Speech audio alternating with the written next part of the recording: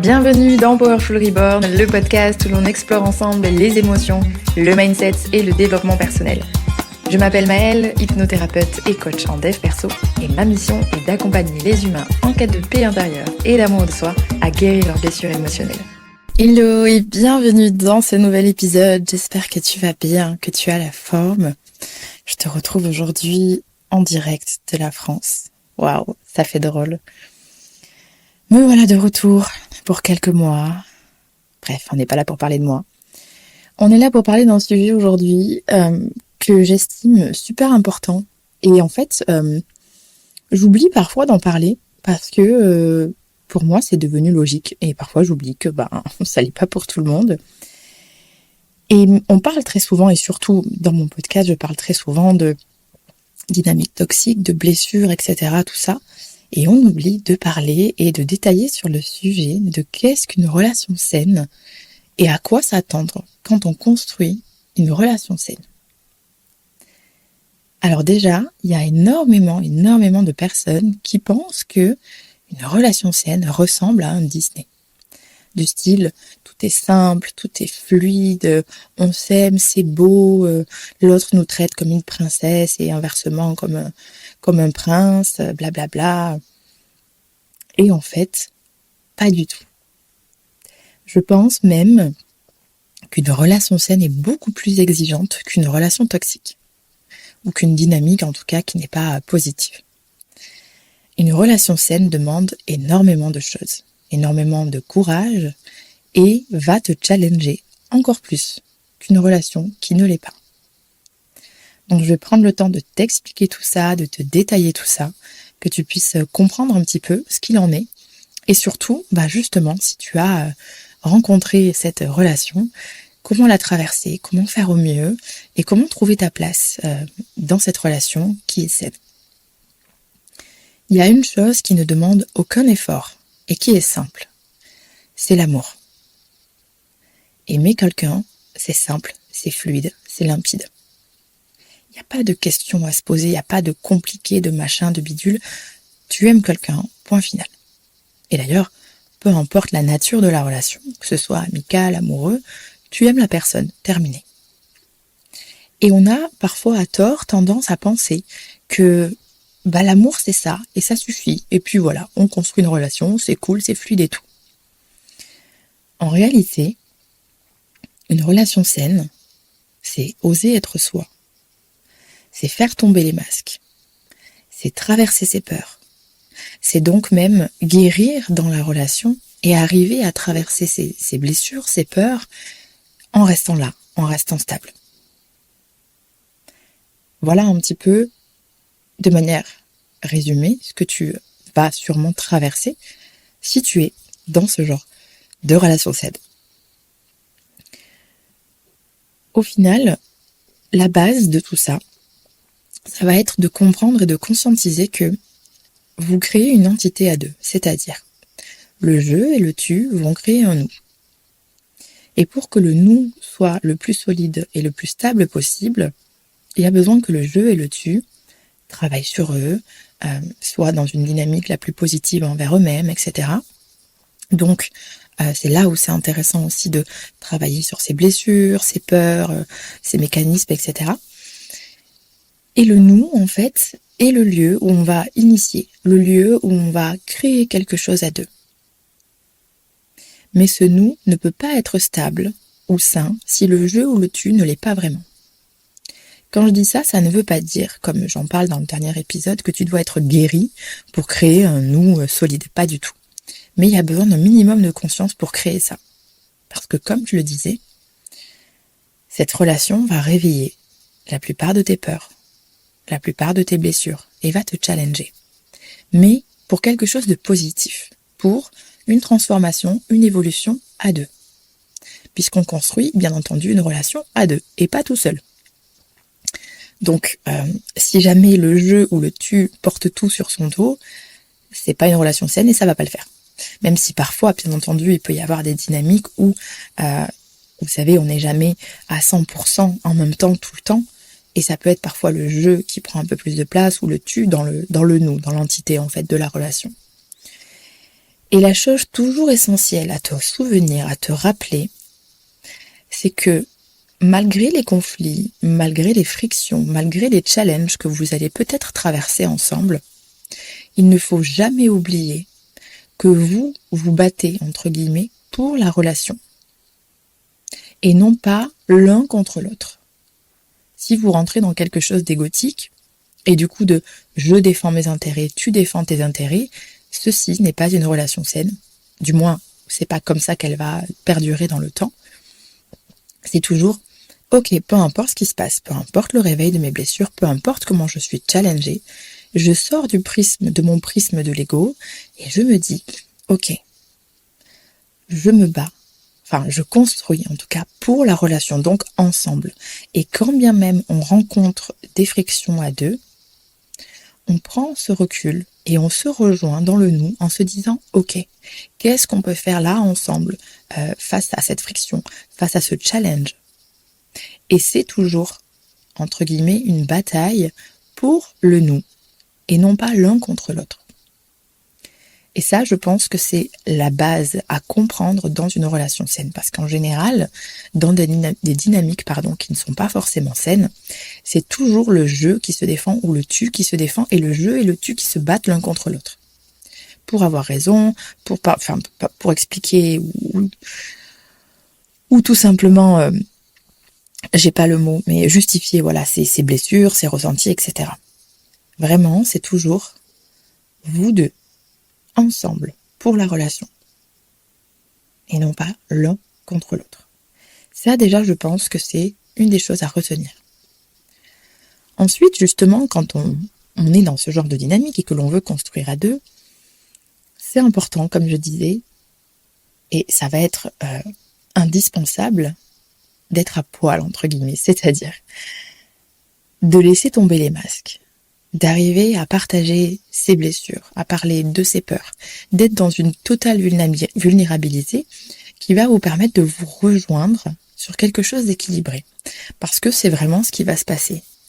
La relation saine va réveiller toutes tes inquiétudes, toutes tes peurs, toutes tes blessures. Mais ce n'est pas quelque chose de négatif, bien au contraire. C'est-à-dire que c'est l'espace et peut-être le moment pour toi d'arriver à le partager. Je vais te donner un exemple qui n'est pas en relation amoureuse, mais en relation amicale, mais qui est tout autant pertinent puisqu'on parle de dynamique saine. Je te donne un exemple qui me concerne.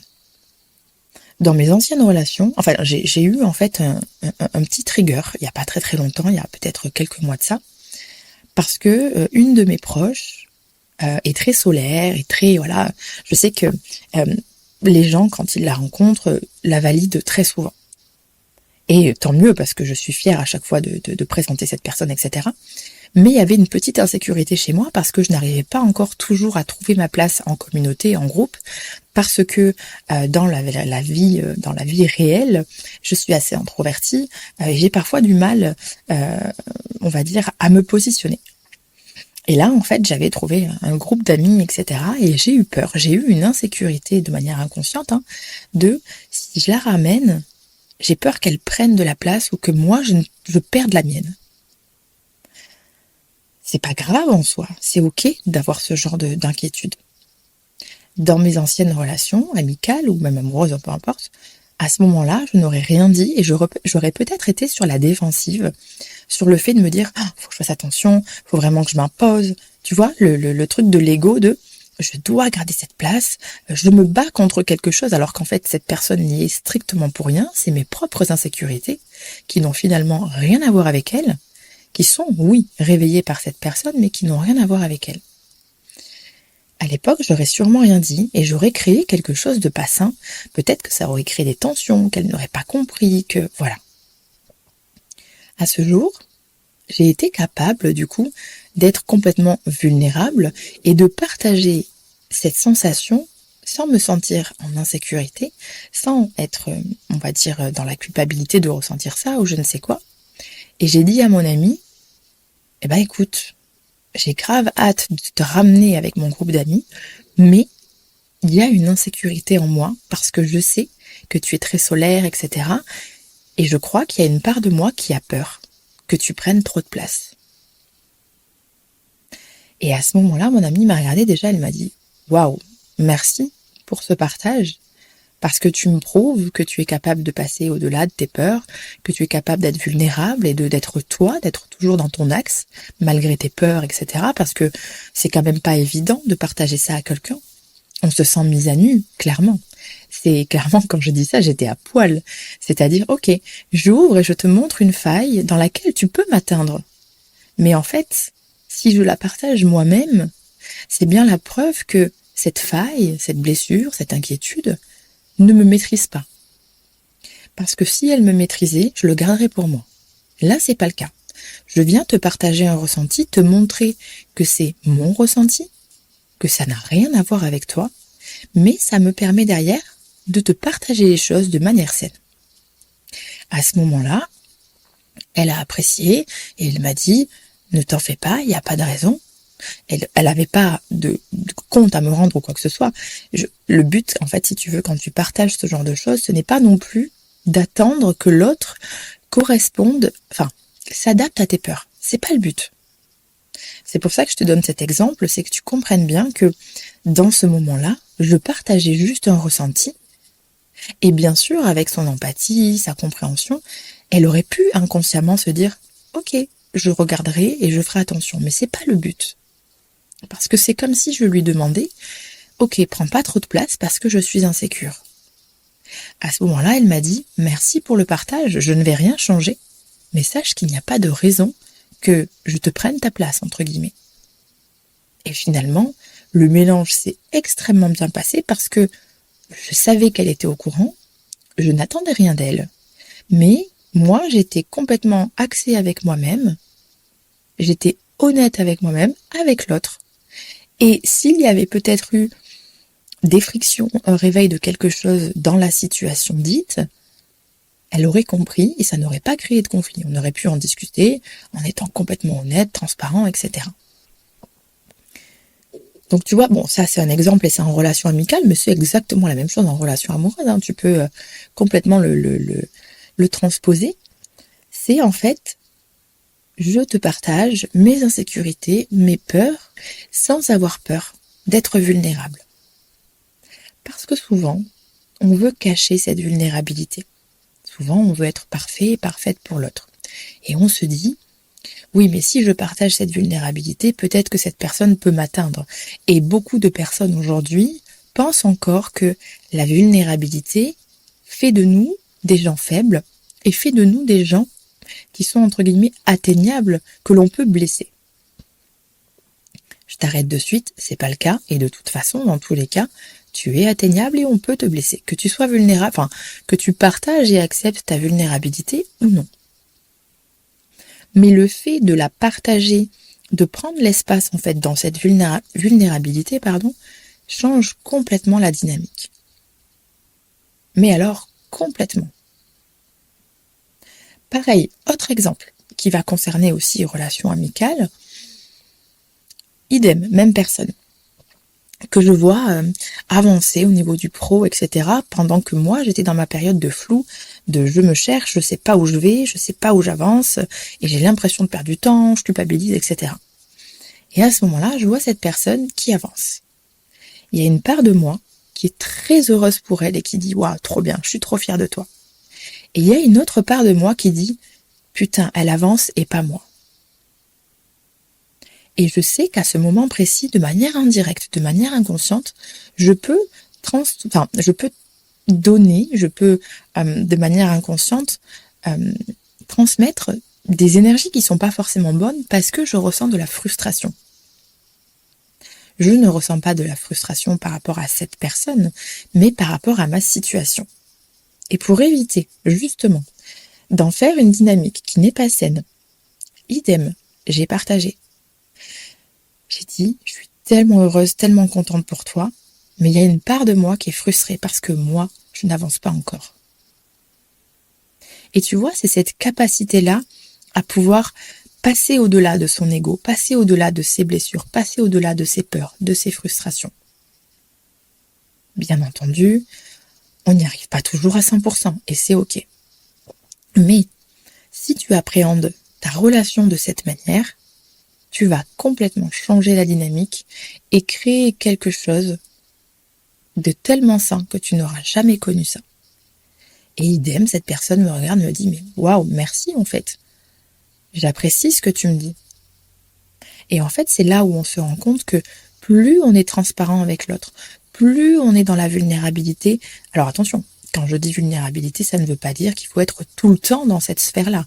Mais c'est quand je ressens que je suis vulnérable, je peux le partager si je sens que l'autre en face, bien sûr, peut l'accueillir. Attention, on ne parle pas de la dynamique où on est dans une relation qui n'est pas saine. Une relation saine se construit à deux, et si l'un est capable de faire ça, alors l'autre aussi le peut. Si c'est pas le cas, ça fonctionne pas. Donc en fait, contrairement à ce que tu pourrais penser, non, construire une relation saine ne sera pas simple. Parce que ça va te mettre dans tes peurs et tes blessures autant qu'une dynamique qui n'est pas saine. La seule différence, c'est que dans une relation qui n'est pas saine, les deux vont agir de l'espace de leur ego, vont agir en fuyant la vulnérabilité, et de ce fait, il n'y aura aucun espace dans la relation pour accueillir cette part-là. Du coup, ça devient une guerre d'ego, une guerre de blessures, etc. À la différence, quand tu crées cette relation, parfois, quand l'un ou l'autre ou les deux en même temps se retrouvent dans ces zones de vulnérabilité, de peur, d'inquiétude, de blessure, on se rejoint dans un espace neutre et on se dit « Ok, là, je suis insécure. Là, une blessure a été réveillée. Et je n'oublie pas que l'autre appuie sur un trigger. Bien sûr, l'autre fait finalement a un impact, mais ce n'est pas sa responsabilité. Et ça aussi, c'est une chose très importante pour poser la base solide dans une relation qui est saine, c'est avoir chacun ses propres responsabilités. Il y a encore beaucoup de gens qui disent « Oui, mais en disant ça, il ou elle m'a blessé, et voilà, elle a fait ça, donc elle a fait ci, c'est pour ça que je réagis comme ça. » Et reviens au centre en fait. Ce n'est pas la faute de l'autre. Oui, l'autre, comme j'ai dit, a appuyé sur un trigger. La façon dont tu réagis, dont tu réceptionnes, dépend de tes blessures, dépend de tes triggers, dépend de ton ego, de toi et seulement de toi. Alors, on n'oublie pas la nuance aussi. Si quelqu'un consciemment vient appuyer dessus, là c'est un petit peu différent. Mais les 3/4 du temps, les personnes qui réveillent des choses en toi ne le font pas du tout exprès. Et c'est super important de prendre le recul, de sortir de cette situation et de se dire « Ok, de par mes blessures, de par mes peurs, cette personne a réveillé ça. La façon dont je réagis, la façon dont ça me touche m'appartient à moi et seulement à moi. »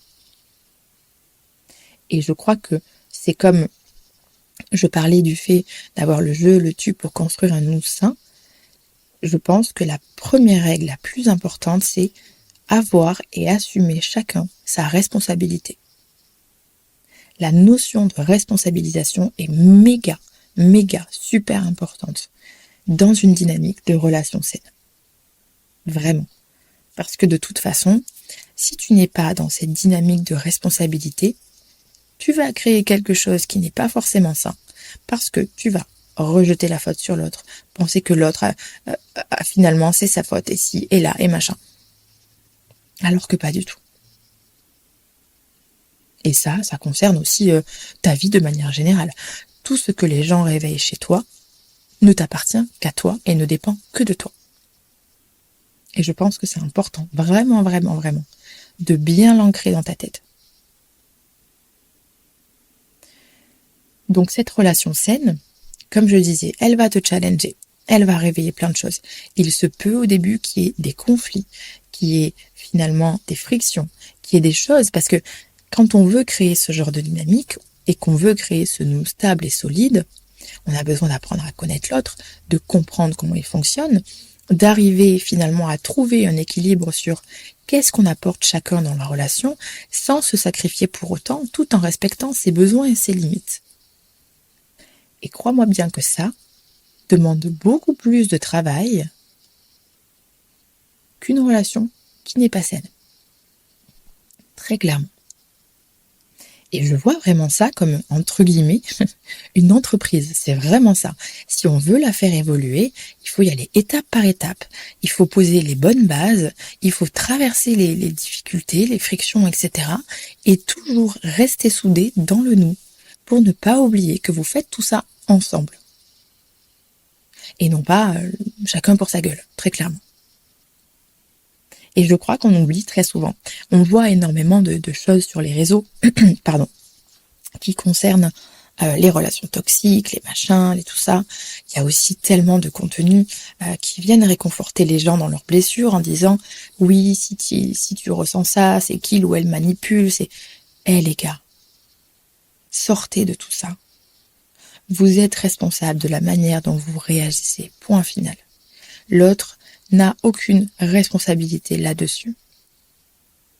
Et du coup, on se trouve parfois dans l'extrême opposé de une relation saine, c'est avoir le princesse traitement, c'est parfait, y a rien de compliqué, blablabla, blablabla, mais vous vous mettez le doigt dans l'œil en fait. Vous vous mettez le doigt dans l'œil jusqu'au lobe frontal, vraiment. Parce que, et je le répéterai encore 20 fois, une dynamique de relation saine demande énormément de courage et va énormément vous bousculer dans toutes vos peurs, dans toutes vos inquiétudes, dans toutes vos blessures. Et il se peut même parfois que tu penses que c'est une alerte. Tu te dis « Oh, ça réveille tellement de choses. » Non, ça ne l'est pas. C'est une alerte si seulement tu es seul dans cette dynamique. Si tu vois que ça réveille des choses en toi et que l'autre te dit « Mais je m'en fous, qu'est-ce que tu racontes, ça n'a rien à voir avec moi, tout va très bien. » Ok, là il y a peut-être un petit souci, tu vois. Par contre, si ça réveille des choses et que l'un et l'autre, inversement, vous regardez, vous discutez, ah punaise, là tu vois, ça a réveillé ça, je me sens comme ça. Ouais, ben moi aussi, tu vois, ça a réveillé ça, je me sens comme ça. Ok, là c'est ça. Donc attention aussi à ne pas soit idéaliser une espèce de Disney où tu penses que le prince ou la princesse existe alors que c'est totalement faux, ce sont des conneries, des putains de légendes urbaines, ou à l'inverse à te dire « Oh, ça réveille tellement de choses, alerte ». Non, justement. Une relation qui réveille tout ça, mais où tu sens qu'il y a l'espace à deux, c'est justement le signal, ceci est une relation saine, ou va devenir en tout cas, a le potentiel d'être une relation saine. Et c'est vrai qu'on en parle très peu. Parce qu'on parle toujours du positif en disant, voilà, une relation saine, ton partenaire va t'écouter, ton partenaire va t'accueillir, ton partenaire va t'aider à guérir, ton partenaire blablabla. Bla, bla, bla. Oui, mais ton partenaire va aussi réveiller tes blessures, ton partenaire va aussi te challenger, ton partenaire va appuyer sur tes peurs, ton partenaire va te pousser à grandir, et inversement. Et on ne grandit jamais dans le tout doux, tout mignon. C'est toujours des challenges, attention. Ça ne veut pas dire que c'est dur, que ça fait mal, mais grandir, évoluer, reste et restera toujours challengeant. Et dis-toi bien que tant que toi, tu ne seras pas sorti de ton prisme de l'ego, que tu seras toujours dans cette espèce de victimisation, voilà, tu ne pourras pas créer ce genre de dynamique. Tant que tu te diras, oh, si je partage ma vulnérabilité, je suis en danger, fonctionnera pas. Alors, bien entendu, tu peux arriver dans une relation et te sentir, entre guillemets, encore peut-être insécurisé dans ta vulnérabilité, et c'est à ce moment-là, finalement, que la synergie est importante. Si la personne en face te réceptionne et dit « Ok, je ressens ta peur », sens-toi complètement libre et ok, et en sécurité, de partager cette vulnérabilité et inversement. Et hop, tu peux passer au-delà de cette peur et partager tout ça, faire tomber les masques, etc. Mais tu vois, il y a toujours un espace d'accueil, un espace de parole, de communication. Et je viendrai aussi sur ce point où, comme je disais, le jeu, le tu pour construire le nous, la notion de responsabilité et également la communication claire, consciente et respectueuse. C'est aussi un des points les plus importants. Comme je disais, c'est savoir dire Bon, déjà les choses positives, hein, bien sûr. Et c'est savoir dire, là, j'ai été réveillée. Là, tu m'as trigger. Là, il y a eu ça. Là, il y a cette blessure. Mais tout ça n'a rien à voir avec toi. Par contre, je suis en mesure de te le communiquer, de te le partager et on peut échanger là-dessus. Et l'autre en face va forcément réceptionner les choses si c'est une dynamique de relation saine, bien entendu. Donc, si tu pensais que finalement, une relation saine, c'est tout beau, tout rose, etc., navré de péter tes rêves, mais ça n'existe pas, très clairement. C'est du bullshit. Et je sais à quel point, comme je disais, on peut parfois penser ça quand on voit les réseaux. Parce qu'on oublie de nous expliquer que, en fait, déjà, être un humain tout seul, c'est pas évident. Mais alors, deux humains qui construisent à deux avec une éducation, des blessures, un passé, des injonctions, tellement de choses, c'est pas évident. Il faut pouvoir se retrouver dans un juste milieu, à mi-chemin, pour se dire, ok, là, tu vois, ça, c'est ma limite. Ok, la mienne est là. D'accord. Alors, comment on peut faire pour que nos limites soient respectées et qu'on se retrouve là? On pourrait faire ça te va? Oui, ok, allez, faisons ça. Mais encore une fois, on n'oublie pas que les 3/4 de tes besoins et de tes limites, de manière générale, ne se négocient pas. Mais tu as des espèces de paliers dans tout ça. Ça aussi, c'est une clé importante. Par exemple, toutes tes valeurs hautes, donc je sais pas, moi par exemple, le respect, la loyauté, la fidélité, ça, ce sont des choses non négociables. En revanche, tu peux avoir des valeurs moyennes, entre guillemets un peu plus basses, qui seraient par exemple, je sais pas moi, qu'est-ce qu'on pourrait trouver comme exemple? Une maison rangée, une organisation parfaite, etc. Oui, écoute, peut-être que l'autre est un petit peu moins organisé que toi. Le but, c'est pas d'avoir un bordel ou une maison témoin, par exemple, mais de se dire, ok, comment on peut s'arranger là-dessus? Moi, j'ai ce besoin de me sentir dans une maison qui est rangée. Et l'autre peut te dire, moi, je m'en fous un peu, j'aime bien quand c'est un peu à droite à gauche. Ok, on trouve un terrain d'entente. On ne crée pas une maison témoin, mais toi, tu me crées pas le bordel non plus. Ok, parfait. Ça, tu vois, c'est négociable.